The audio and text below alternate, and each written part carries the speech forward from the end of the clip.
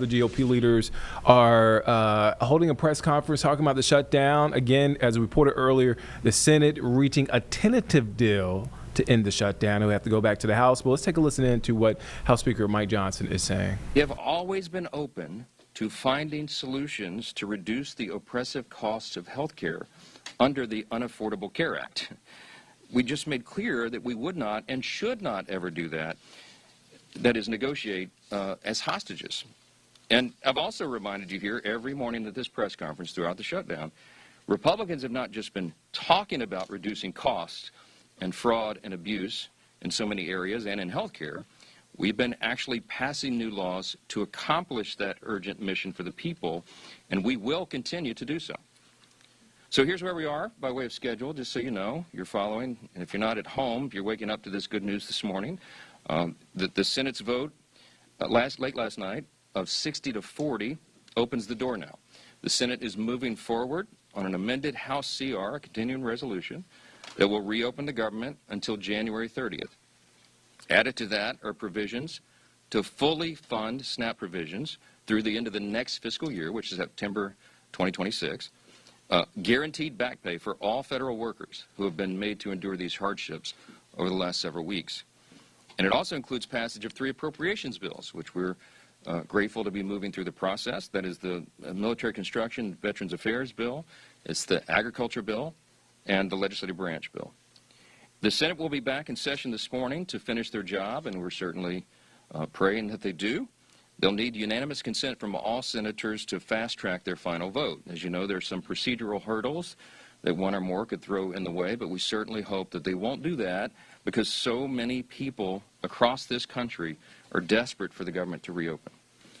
At the very moment that they do that final vote, I will call all House members to return to Washington as quickly as possible. We'll give a 36-hour formal and official notice so that we can vote as soon as possible to pass the amended CR bill and get it to the President's desk. As you all know, and he said as recently as last night, I was with him, and he told the press, he said, we want to get the government open. He's very anxious to get the government reopened and to end the Schumer shutdown. We all are.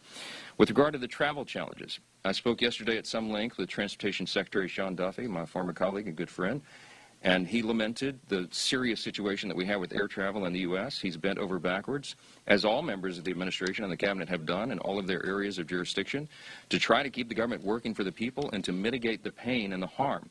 But the problem we have with air travel is that our air traffic controllers are overworked and unpaid, and many of them have called in sick. It's a very stressful job and even more stressful exponentially when they're having trouble providing for their families. And so air travel has been grinding to a halt in many places.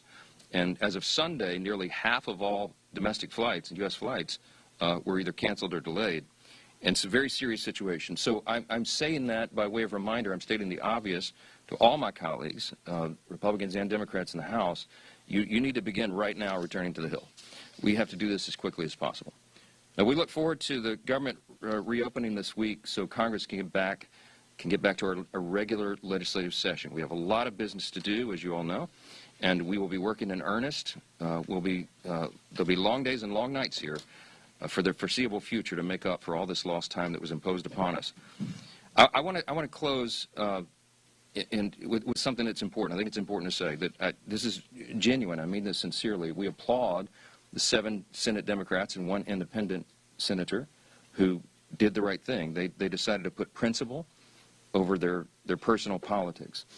And my urgent plea of all my colleagues in the House, and that means every Democrat in the House, is to think carefully, pray, and finally do the right thing and help us to bring an end to the pain of the American people. This has gone on too long. Too many people have suffered, and it's long overdue. That's the update I wanted to give you this morning. There are probably lots of questions, but I'm going to get a lot of my own questions answered later today, so stay tuned for more. Thanks so much.